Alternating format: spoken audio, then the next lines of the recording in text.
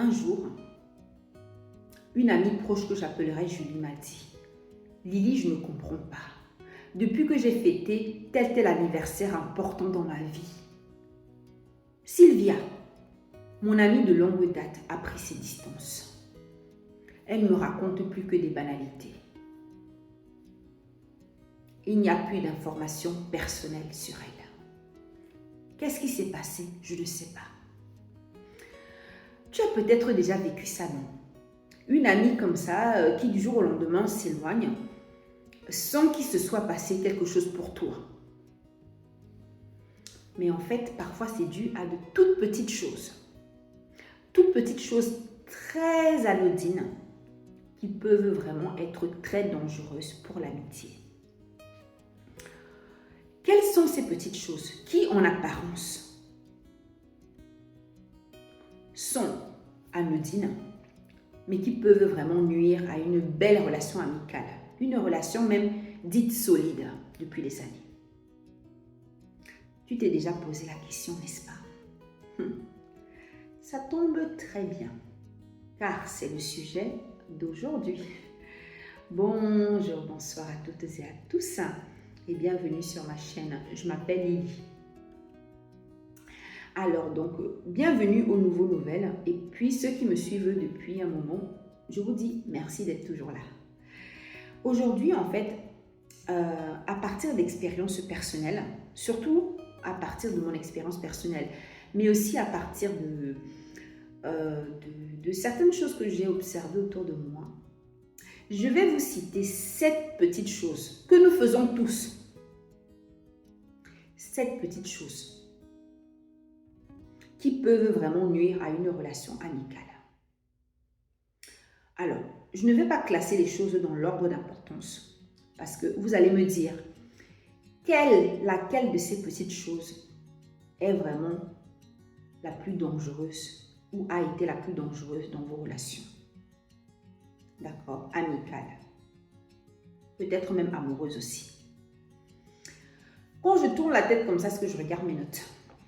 Donc, je vais vous citer les choses. La première chose, c'est de raconter tout ce que vous dit une amie. C'est de le raconter à votre conjoint, compagnon ou une autre personne qui vous est proche, comme votre frère ou votre soeur. Julie est par exemple amie avec moi. Elle me confie des choses personnelles sur elle. Et moi, systématiquement, tout ce qu'elle me dit sur elle, je le confie à ma soeur parce que je m'entends bien avec ma soeur. Je donne un exemple, si je fais ça. Je peux penser que Julie ne va pas s'en rendre compte. C'est quoi le problème là-dedans? C'est que Julie, elle n'est pas amie avec ma soeur. Ta copine Sophie qui te raconte tout, elle te raconte tout et tu rapportes à ton copain. Sophie n'est pas l'amie du couple. Il y a des gens, je veux dire, on peut tous le faire des fois, dire tiens, elle m'a raconté qu'il s'est passé telle chose dans sa vie, bon, garde-le pour toi. On peut tous le faire, d'accord? Mais il y a des gens, c'est systématique, tout est raconté. Et on pense que l'autre personne ne va jamais s'en apercevoir. Or, il y a des situations qui sont propices à certaines révélations. Je donne notamment l'exemple d'une grande fête. Je disais en introduction que Julie, comme ça, se demandait pourquoi Sylvia avait pris ses distances avec elle comme ça suite à une fête.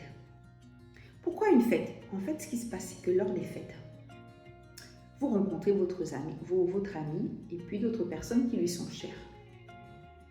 Vous échangez avec différentes personnes et en fait, on peut se rendre compte qu'il y a des informations sur nous qu'on avait confiées à certaines personnes, mais qui ont fait le tour du monde, quoi. La personne en face ne va pas forcément vous dire oui, voilà, bon, écoute, on m'a dit ceci, cela sur toi, mais en fait, quand on discute avec les gens, on se rend compte, quand on est un peu sensible, un peu concentré, on peut se rendre compte que la personne est déjà au courant de ce qu'on entend de lui dire. Et c'est ce qui a pu se passer entre Julie et Sylvia. C'est mon hypothèse parce que moi, cette amie Julie aussi, je m'étais rendu compte que elle était du genre à raconter tout ce que je lui racontais à tout le monde. Du moins à quelqu'un qui lui était très proche. Alors, ce que j'essaie de vous dire, c'est que quand vous êtes ami avec quelqu'un, essayez de respecter l'intimité qu'il y a entre vous et cette personne. Parce que le problème, c'est que quand on ouvre son cœur, ce n'est pas quelque chose de facile. Et quand la personne se rend compte que vous racontez tout comme ça à tout le monde, est-ce qu'on a encore envie de se confier? Vous-même, est-ce que vous aurez encore envie de vous confier à quelqu'un qui raconte tout ce qu'on lui raconte à tout le monde? Et là, il ne s'agit pas que de secrets. Et bien, cette habitude de toujours tout raconter, même à une personne, toujours tout rapporter, tout ce qu'on confie, ben, ça fait que quand on se rend compte de ça, notamment par des fêtes ou autre chose, autre événement ou autre situation, votre cher ami peut prendre ses distances. Voilà comment on brise une belle amitié de plusieurs années. Ce n'est pas tout. J'ai un autre point, on va passer au deuxième point. D'accord? Bon, c'est une chose qui en apparence est anodine mais très dangereuse. Il y a des gens, on leur présente à peine quelqu'un. Ils font comme si cette personne, ils la connaissaient depuis longtemps. Vous avez tous des amis comme ça, non? Vous lui présentez quelqu'un et à tous les coups, il faut maintenant que cette personne que vous venez de lui présenter, maintenant, elle va même devenir plus importante que vous. Je donne un exemple. Aurélia est amie avec toi. Aurélia te présente à une autre de ses amies qui s'appelle Germaine. D'accord? Et toi, tu commences à faire comme si Germaine, tu la connaissais depuis longtemps. À peine rencontrée, vous échangez le numéro de téléphone, vous commencez à vous fréquenter.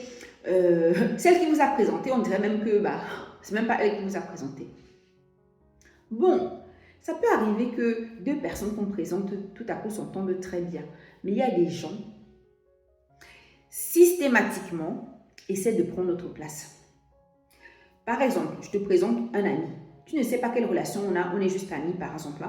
Et toi, peut-être que cet ami a des sentiments pour moi, si c'est un jeune homme, je ne sais pas, mais je te présente un ami. Et toi, tu veux absolument sortir avec cet ami parce qu'il faut que tu prouves que tu es encore plus proche de cet ami que moi je l'étais ou que moi je le suis. Cette façon de se comporter, de toujours vouloir prendre ta place. J'avais une personne comme ça proche dans mon entourage qui faisait ça. Dès qu'on lui présentait quelqu'un, systématiquement, une personne qui nous était très proche, il fallait toujours qu'elle essaie de se rapprocher de la personne, bien plus que nous. Et cette façon de faire, ça fait que à un moment donné, les gens se disent que vous voulez prendre leur place et ça peut faire en sorte que les gens vous dégagent tout doucement de leur vie. Alors, le troisième point, je regardais mes notes, d'accord? Le troisième point aussi, ça, on peut le faire des fois, mais il y a des gens qui sont en permanence. C'est la comparaison. La comparaison. Sur tous les plans. Vous avez des gens comme ça. Oui, qui veulent se comparer à vous. Sur le plan scolaire, sur le plan amical, amoureux, et ceci, cela. Il y a des gens comme ça. Moi, je me rappelle, j'avais revu comme ça une amie de longue date, une très bonne amie d'enfance que j'ai eu envie de revoir. J'étais contente de la voir. Et j'espérais la revoir de nouveau, mais je me suis rendu compte que autant moi, j'étais contente de la revoir, de savoir que ça se passait bien dans sa vie, autant je sentais qu'elle, malheureusement, tout ce qui l'intéressait, c'est à quel niveau de ma vie j'avais peut-être fait mieux qu'elle ou j'avais fait moins bien qu'elle ou elle avait fait mieux que moi. Vous voyez, ces gens qui vous interrogent, mais vous sentez que c'est vraiment dans la comparaison. Et le problème de cette attitude, c'est que ça cache souvent une jalousie consciente ou inconsciente. Ou tu n'as même plus l'impression d'échanger avec ton ami sur ta vie hein, pour échanger, avoir des idées, mais en fait, tu as l'impression que vous êtes là en concurrence.